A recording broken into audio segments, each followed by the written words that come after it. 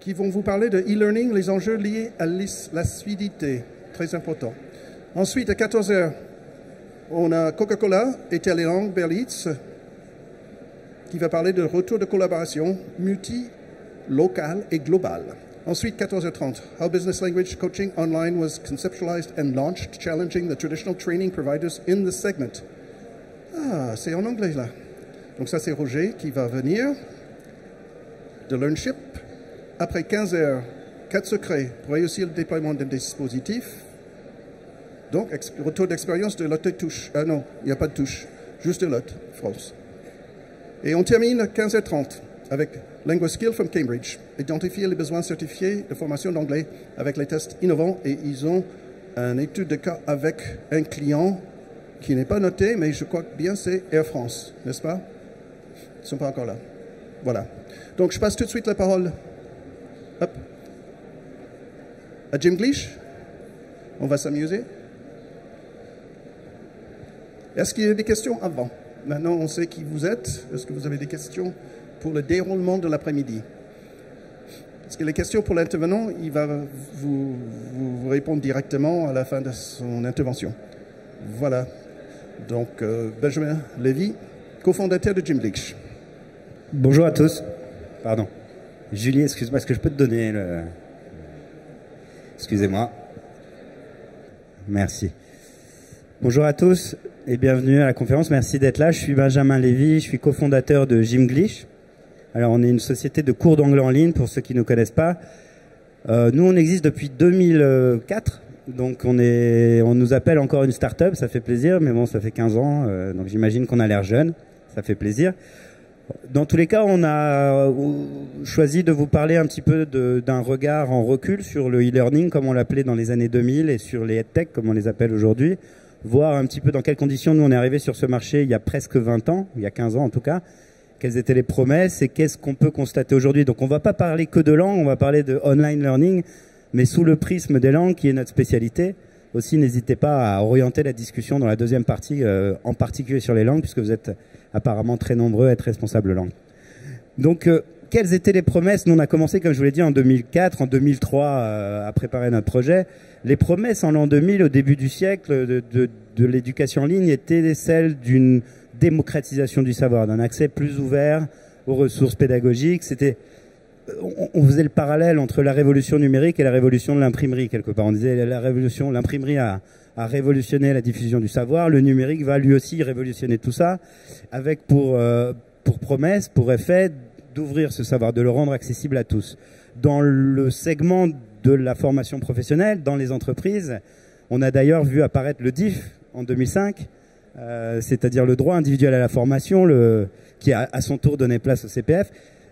Et du coup, la démarche, c'était là aussi de démocratiser, d'ouvrir un budget formation qui jusqu'alors ne concernait que quelques cadres, de l'ouvrir au plus grand nombre, et en plus d'un budget, de dire on va donner 20 heures de cours par personne. Donc, en face de cette promesse, on avait déjà en 2003 tout un tas de technologies. Encore une fois, cette promesse d'ouverture pour la mobilité, la ressource pédagogique accessible à tous, n'importe où, partout, à n'importe quel moment.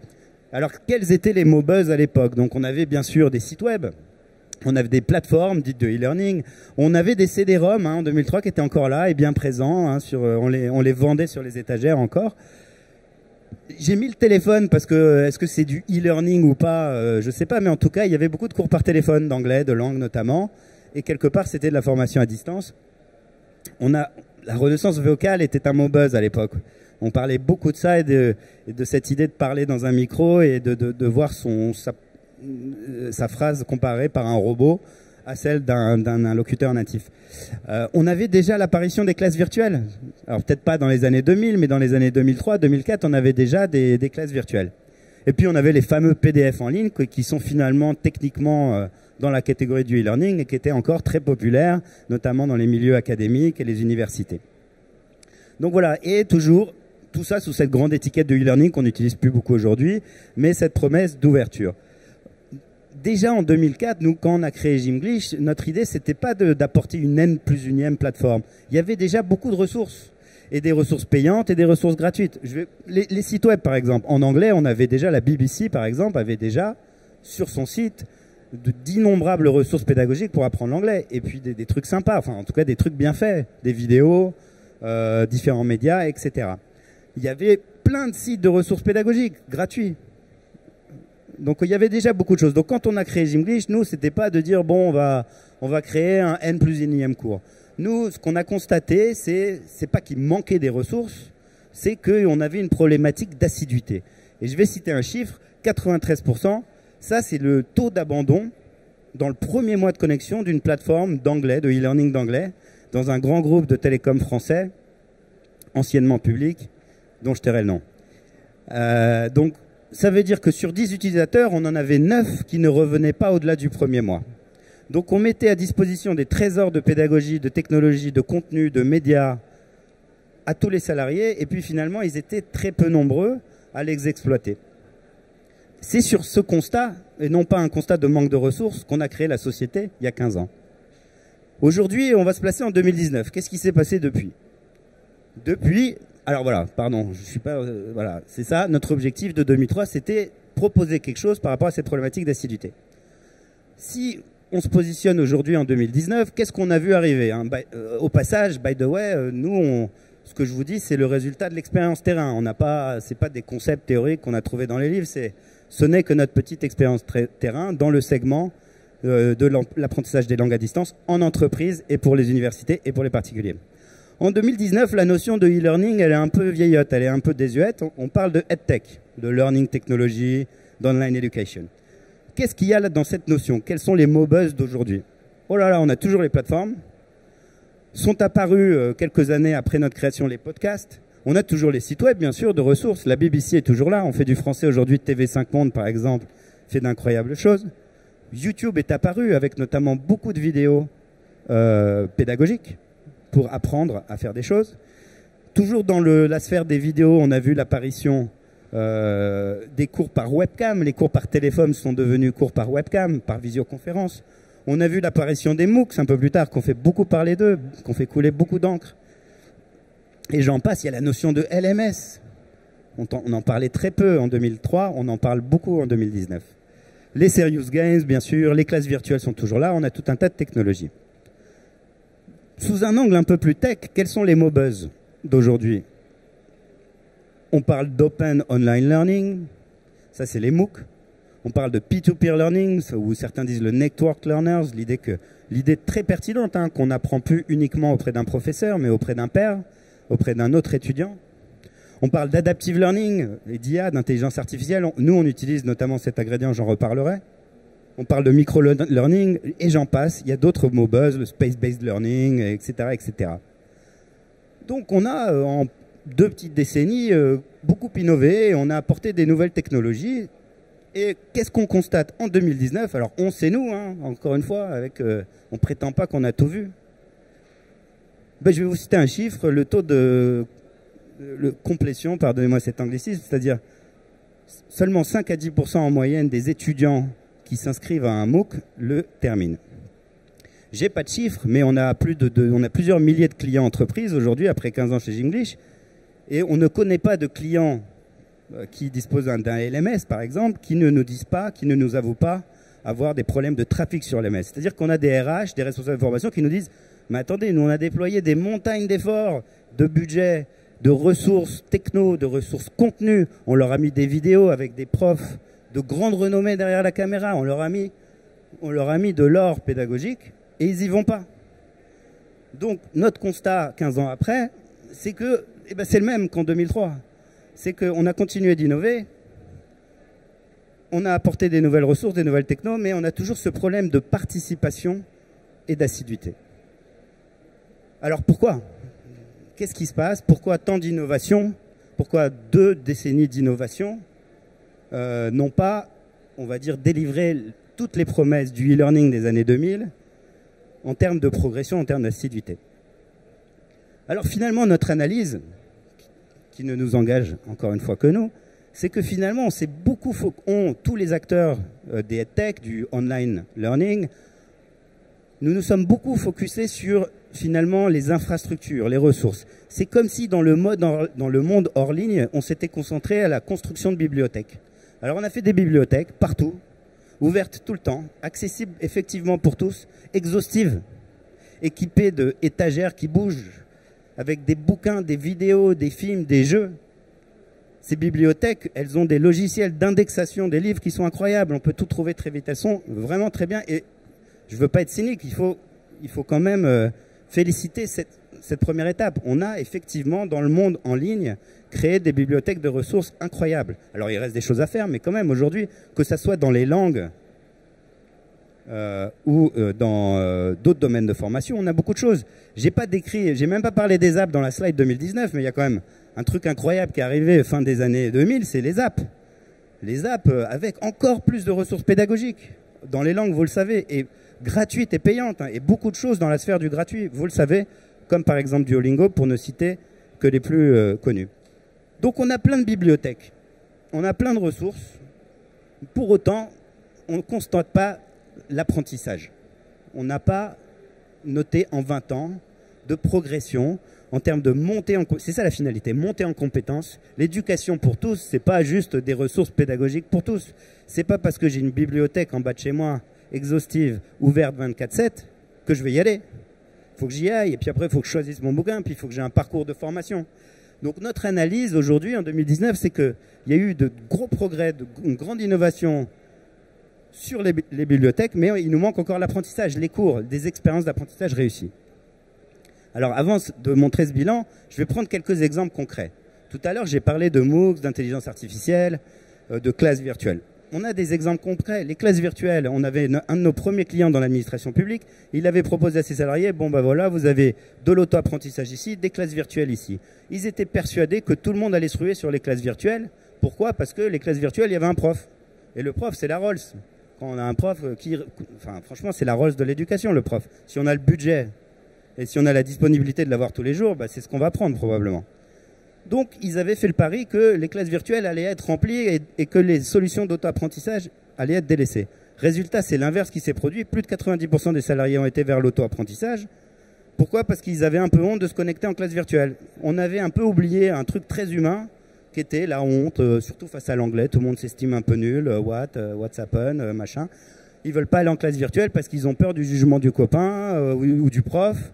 Finalement, les classes virtuelles, qui étaient vraiment mûres technologiquement, elles ont été complètement désertées. Je prends un autre exemple, les MOOC. Tout à l'heure, je parlais des MOOC. On a dit 5 à 10% en moyenne. Même avec un contenu d'excellence, je pense au MOOC de Stanford, qui a été un peu le MOOC fondateur, le MOOC qui a fait parler des MOOC, avec un professeur de notoriété internationale sur l'intelligence artificielle. Même lui, il a eu que 14% de taux de complétion par rapport au nombre d'étudiants inscrits. Et qu'est-ce qui s'est passé sur les plateformes qui se sont développées de MOOC, Coursera et Udacity? Il y a eu des analyses, ils ont vu que finalement les MOOC, ils étaient utilisés que par des ingénieurs, des codeurs, finalement des gens qui n'étaient pas en marge du système éducatif. Des gens qui étaient déjà très bien positionnés dans le monde du travail et qui, effectivement, avec les MOOC et avec ces nouvelles technologies, trouvaient de nouvelles ressources pour apprendre encore plus vite, encore plus efficacement. Mais ils ont fait aussi le bilan que, par contre, tous les autres, ceux qui ont peut-être besoin d'apprendre un peu d'anglais pour trouver un boulot ou d'écrire bien le français, eux, ils n'étaient pas sur les MOOC. Bah oui, ils n'étaient pas sur les MOOC parce que rester 10 minutes devant une vidéo, alors quand c'est du divertissement, on est nombreux à y arriver. Quand il faut apprendre une langue étrangère ou de l'orthographe, ou un domaine qui par défaut peut être hostile parce qu'on ne le connaît pas, bah c'est compliqué. Donc les MOOC, finalement, ça a marché pour une certaine élite, mais ça n'a pas réduit les inégalités éducatives, on va dire. Je prends encore un exemple, l'intelligence artificielle. Nous aussi, on travaille sur l'intelligence artificielle. Depuis le début, je vais vous dire comment. Pour autant, l'intelligence artificielle, qu'est-ce qu'elle promet? Là, elle promet, l'intelligence artificielle, qu'on va pouvoir personnaliser les contenus, notamment.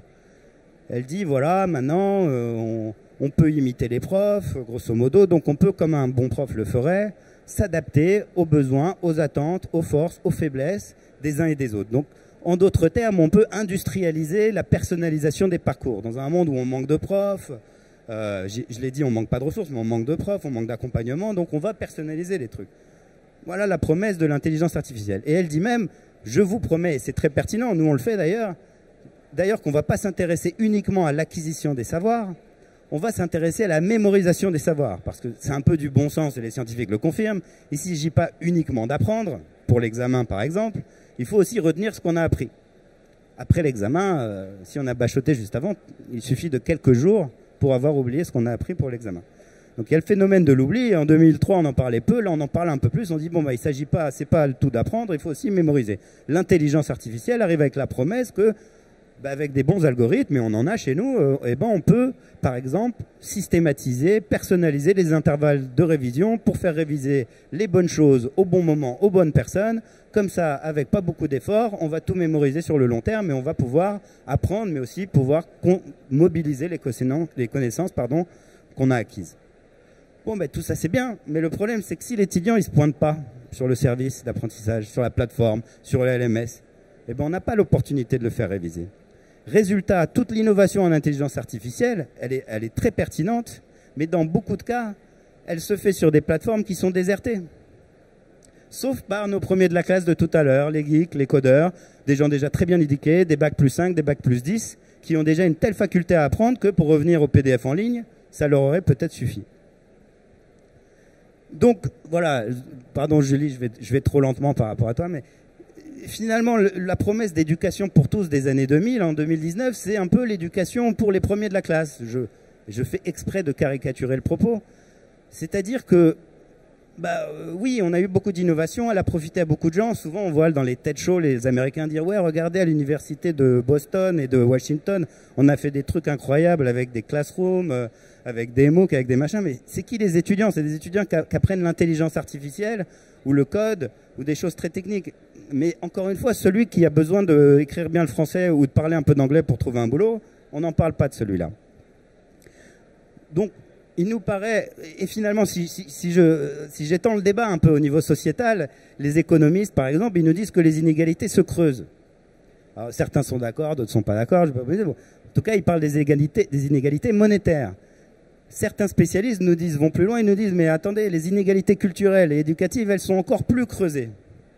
Donc, on a quand même un truc intéressant, un problème intéressant, c'est qu'en 20 ans d'innovation, on a apporté plein de ressources pour tout le monde, avec gratuit, payant, petite bande passante, grande bande passante, tablette, mobile, desktop.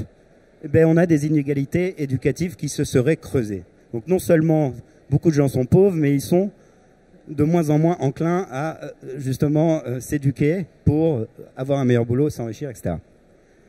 Alors, d'après nous, quels sont les enjeux pour la suite? Comment on s'y prend, nous, pour attaquer ce problème d'assiduité, enfin de manque d'assiduité, de manque de participation?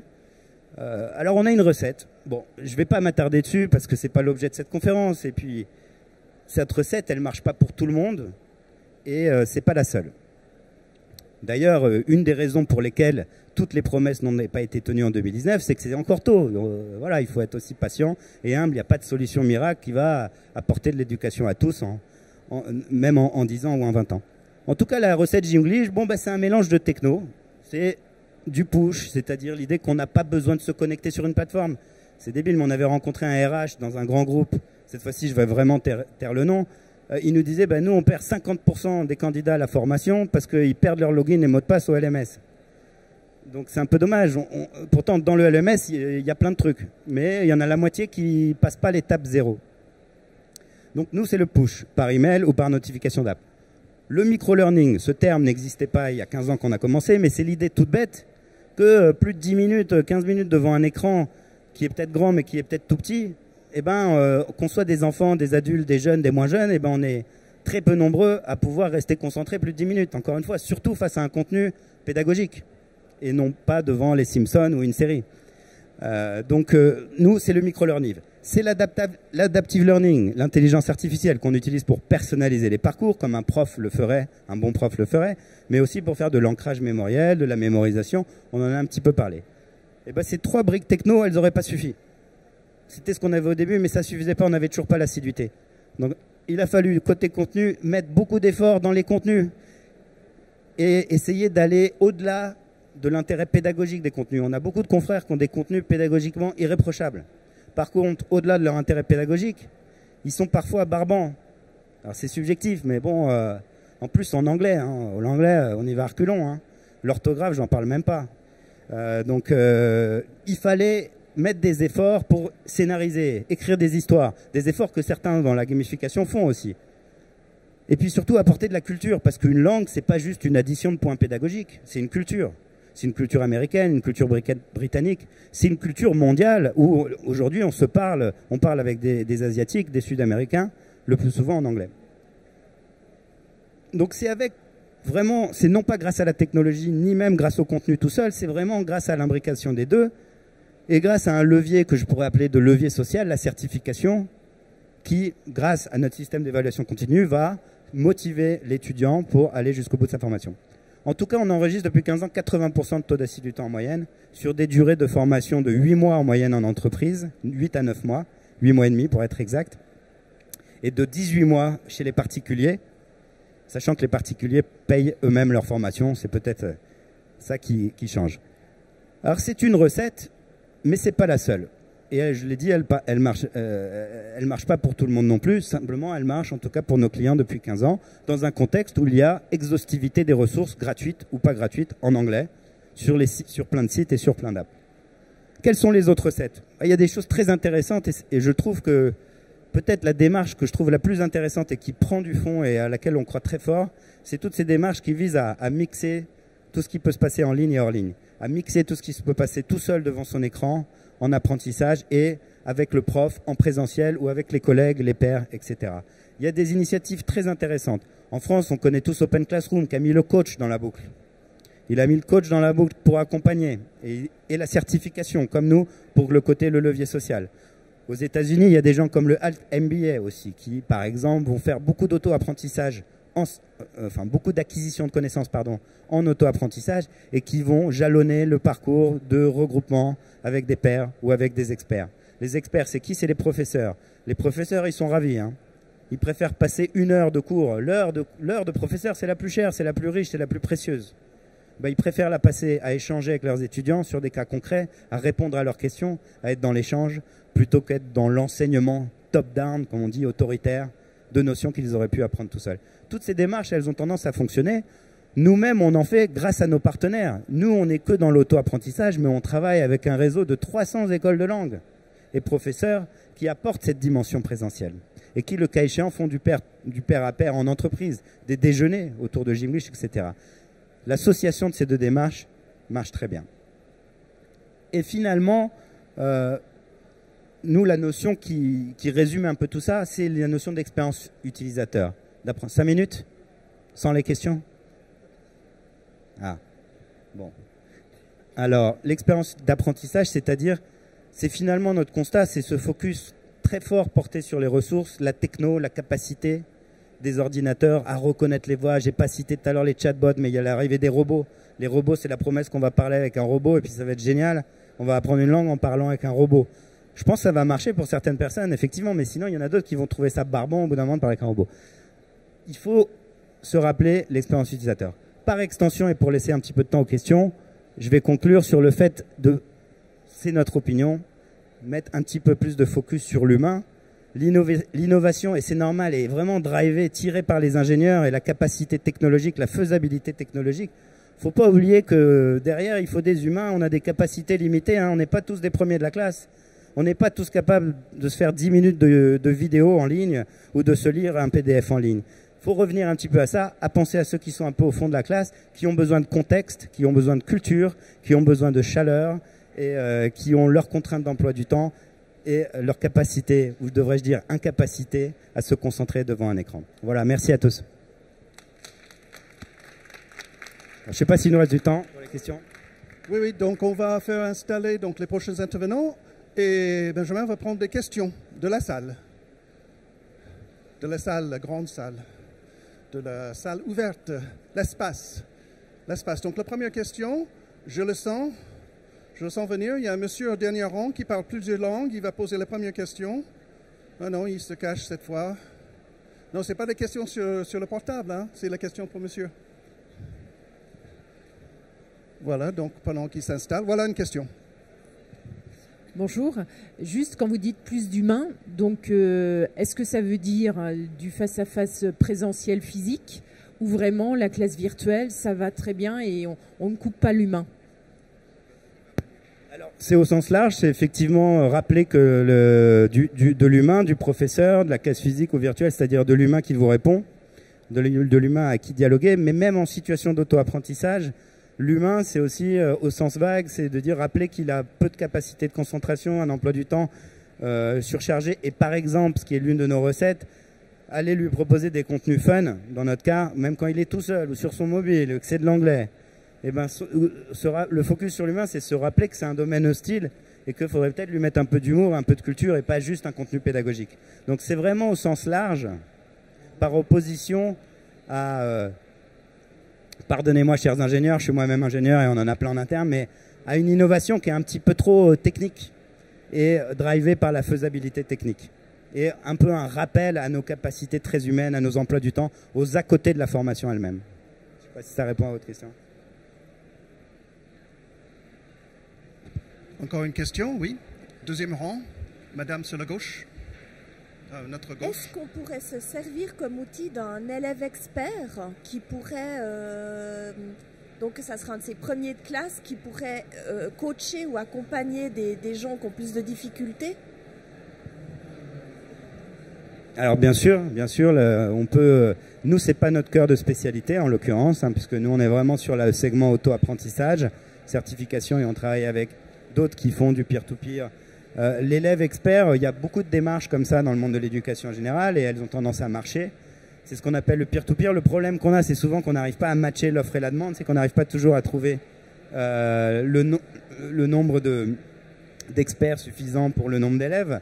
Mais oui, c'est des démarches qui fonctionnent. Aux États-Unis, il y a une école qui fait beaucoup parler d'elle, la Khan Academy, qui a son école physique où ils mettent les plus grands en experts sur les plus petits. Donc il y a des petits de 14 ans qui enseignent à des encore plus petits de 8 ans. Donc en général, ces démarches fonctionnent. Ce n'est pas notre cœur de spécialité de mettre en œuvre la technologie qui le permet en réseau. Mais on y croit très fort. Je ne sais pas s'il y a d'autres questions. On a le temps pour une dernière question pendant qu'on va mettre les slides de la prochaine intervention. Voilà une question qui se trouve également par là.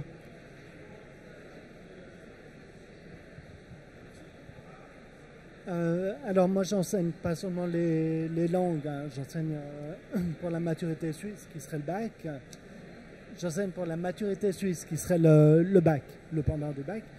Et est-ce que toutes les connaissances que pourrait avoir un élève pourraient, donc les différentes matières, pourraient se faire via des choses fun aussi, c'est-à-dire qu'ils ne se rendent pas compte qu'ils apprennent la biologie, par exemple, mais grâce au petit chemin de traverse, il apprendrait ce qu'il doit savoir au final. Alors oui, on pense que oui, on peut faire de la chimie, de la biologie et des choses pas fun avec notre approche en tout cas. D'ailleurs, nous, on a lancé le studio qui justement s'ouvre. Depuis 15 ans, il y a des profs de maths qui sont venus nous voir, des profs de chimie, des gens dans la fiscalité, donc des domaines a priori pas super sexy, qui sont venus nous voir pour essayer d'utiliser nos ingrédients. Et on travaille sur des formats où justement avec du contexte, c'est-à-dire en essayant de faire le lien sur une discipline, entre une discipline, la biologie, la biochimie et le monde du réel, et l'anecdote, et le contexte, et la petite histoire. On arrive à faire des petites histoires courtes, fun, et qui parlent de fiscalité ou de chimie. Pourtant, la fiscalité, moi, j'ai toujours pas compris. Et la chimie, j'ai abandonné depuis longtemps. Donc, oui, ça marche. Nous, on a notre recette. Notre recette que j'ai décrite brièvement tout à l'heure, elle s'applique à ce genre de domaine. On travaille là-dessus aujourd'hui. Et par extension, les autres recettes que j'ai également brièvement citées, il n'y a pas de raison que ça marche pas. Pour beaucoup de Français, l'anglais, c'est hostile, je le répète. Et l'orthographe encore plus, c'est nos spécialités. Et on y arrive quand même à obtenir ces taux d'assiduité.